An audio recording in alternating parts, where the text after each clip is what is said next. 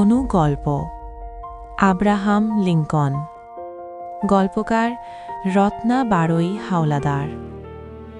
Abraham Lincoln প্রথম যেদিন president হয়ে পার্লামেন্টে ভাষণ দিচ্ছিলেন, তখন এক ভদ্রলোক দাঁড়িয়ে বললেন, লিঙ্কন সাহেব, ভুলে যাবেন না, আপনার বাবা আমাদের পরিবারের জন্য জুতো তৈরি করে দিতেন।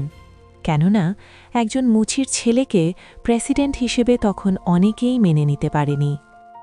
এ কথা শোনার পরে সবাই চুপ হয়ে গেল, কিন্তু প্রেসিডেন্ট আব্রাহাম লিঙ্কন মোটেই বিচলিত হলেন না। প্রেসিডেন্ট আব্রাহাম লিঙ্কন লোকটির চোখে চোখ রেখে বললেন, আমি জানি স্যার, আমার বাবা আপনার কেন, এখানে অনেকেই আছেন যাদের পরিবারের জন্য জুতো তৈরি করে দিতেন। এজন্য আমি গর্বিত, কারণ আমার বাবা ছিলেন জুতো তৈরির জন্য জিনিয়াস।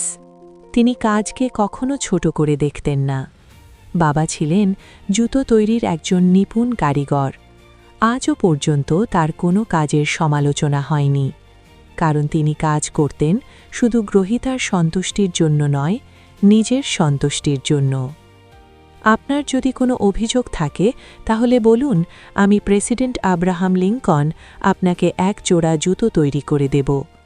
আমিও ভালো জুতো তৈরি করতে পারি, আমার বাবার মতো করেই। এ কথা শোনার পর লোকটি লজ্জায় মাথা নিচু করে রইল।